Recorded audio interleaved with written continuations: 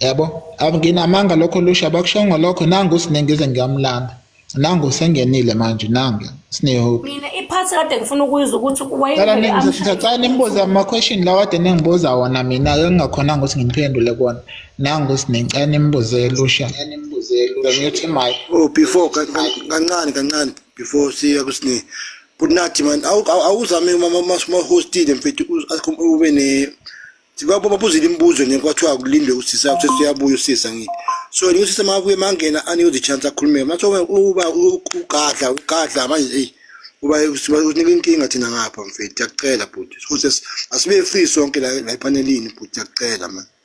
Ngiyasi free sonke bongani akekho ngekho free but imibuzo bongani uzwile ibiza kumina ngithi so kuthiwa imibuzo ayiyeke wena shothi yabo manje wena umkhonto wena ophethe okwazi ngawo usinini wena akosokwazi usinini manje angithi lana sikhuziwe waze wangena nomama wasikhuza salalela saphuma lapho wena manje usibuyisele emuva.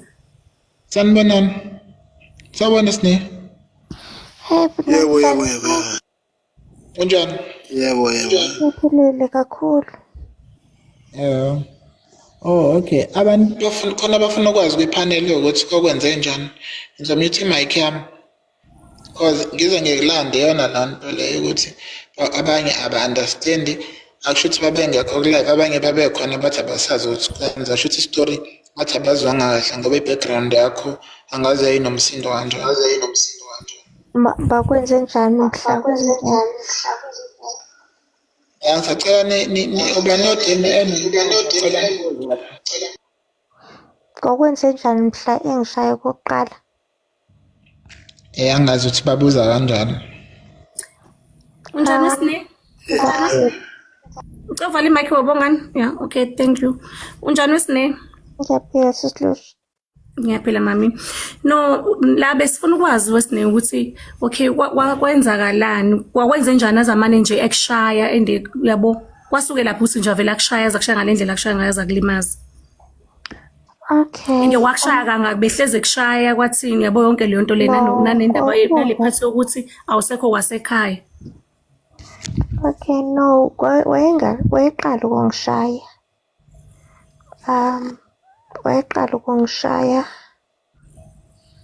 So kwakukuthi ngase ngilele wangifusa ngabo 3 ukuthi asamsogeza ngabuye sengiphelele ubuthongo ngascrolla ku Facebook wase wathi cela ukubona ifoni yami ngokuthi akukho mina engikufihlile ngamnikeza.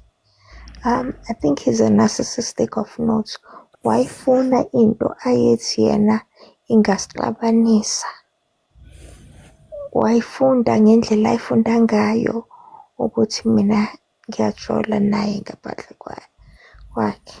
Wathatha ama-conversation ayingathi ngiyajola naloyo muntu wayenza sengathi siyajola plus la ma-conversation was before even I met him.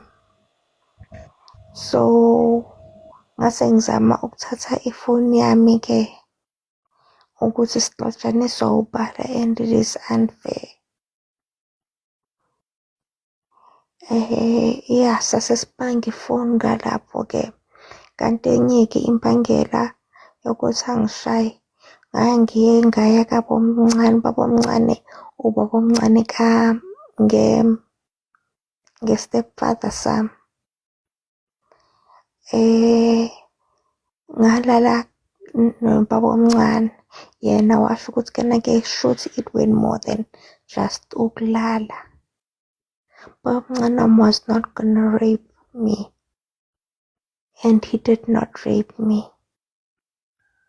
Yena wathi ngoba nihlobene nengegazi shuthi khona okwenzeka.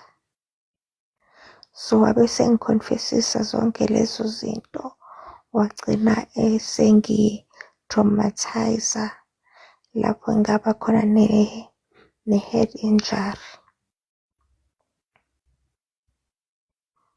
Kuzolindeleka ukuthi kena-ke kanti ngizophela igazi engqondweni. That's what led to a neurological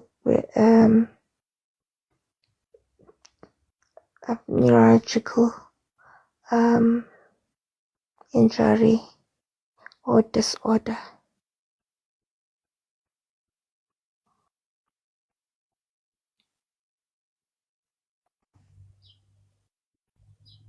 Angazi noma ngiyazwakala yini.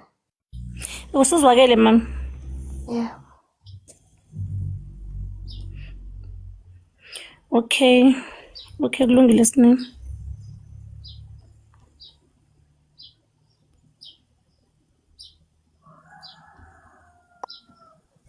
Angazi noma ikhona yini enye imibuzo.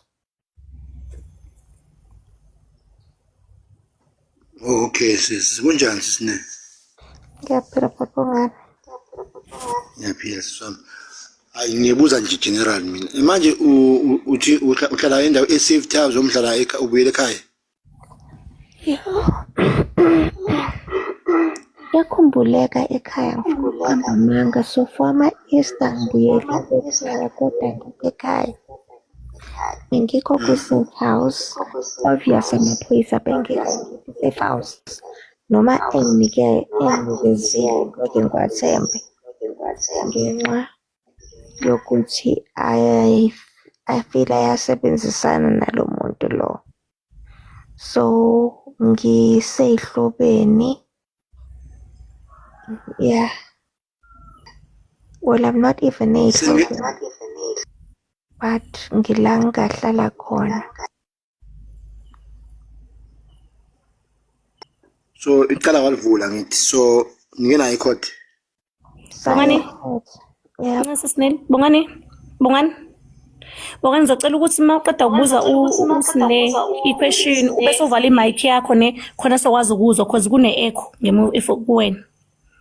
Ngiyabonga. Okay, ungaphendula sine? Ithi ngifuna ngizobuya kahle.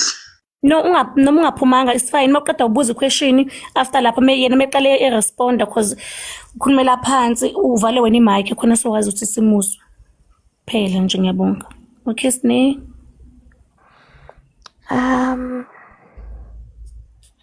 Yebo ngawavula ama-case.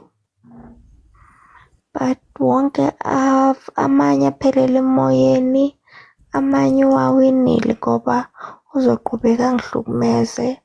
Kuningi akwenze kumina kodwa uwawinile ama-case. Banqaba ukuthatha ubufakazi ukuthi aye enkantolo, buyiswe enkantolo. Yet khona la ummeli wami khona wakwenza wathi-ke lokhu kubhalwe uyena wavuma imantshi yadismissa lokho. So nje he gets favored lo muntu enkantolo. Ngikubuza Ngiyabavula. ngiyaphila. And nami futhi khona umbuzo ngibuza yona ofila like ungekho comfortable ukuphendula ungaphendula. Ngikubuza ukuthi uphi yena manje like lo muntu uwagcina like engaboshwanga. Wagcina engaboshwanga. Police station wavula kuyi-case eyiphi? Lady Smith nase-Lady Brand. Azange bavule i-case like bayivula i-case na e-court then wabona e-court or i-case yaphelele police station kuphela? No, kwayiwa e-court. Yeah. Ibuhlungu into yakho shame. Which means nje yena nje uhlezi nje phumelela yena. Imake ukuthi le gama sengikhohliwe kuthiwa yini konje i-IPD wake wayibhalela yona? iPad. Yes, i-iPad wake wayibhalela yona? Ngayifonela yathi they don't deal with such cases. Which means lo muntu akakazi nje yena ayi nje enkantolo nje ayojeza nje akazi nje. Why? There was a time la aya khona for 3 weeks, 7 days, nala aya khona for 3 weeks. Afike lapho futhi awini. Lo muntu usakuthreatenisha namanje to the point ukuthi awukwazi ukuhlala nabo kwenu. Okwamanje usathule ngoba ngikho ekhaya. ngifike ebusuku njengoba ngifike ebusuku. Ngisendlini. Angazi I do feel ukuthi khona abantu abasebenzisana naye la. Sho ukuthi ngakuzwa kancane ke Sithanda ne. Khona lapho ukhuluma khona ngendaba yemali. Angazi bokuyi-10,000 or bokuyi-20,000. Bokuyimali yani bekethi ucime icala or bekethi kwenzakaleni. Okay, kuney'mali ey'mbili. Khona la athi khona mayeqeda ukungishaya wathi ufuna u-15,000. Ufuna kuwe? Yeah.